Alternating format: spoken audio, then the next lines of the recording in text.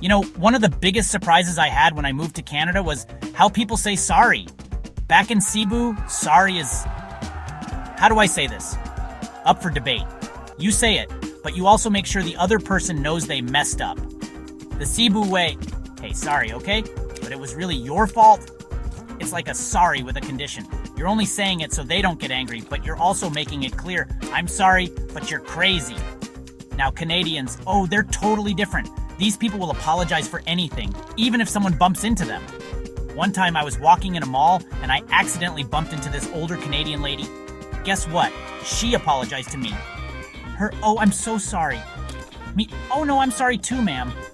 Her, oh no, it was my fault. I should have seen you coming. Me, ma'am, you're in a wheelchair. I was the one running. It was like we were competing to see who could be more sorry.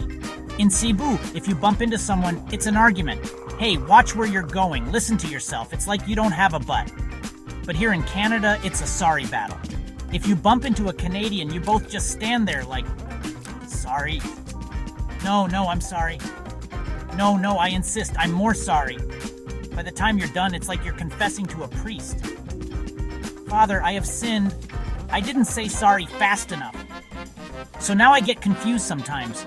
Are they really sorry? Or is sorry just their way of saying good morning? Because in Cebu, sorry is serious. If someone says sorry, you know they're really sorry.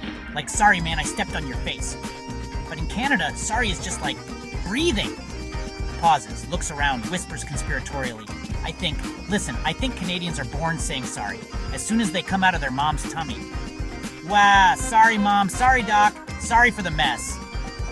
So now, when I'm in Canada and I bump into someone, I just go full Canadian. Oh, sorry.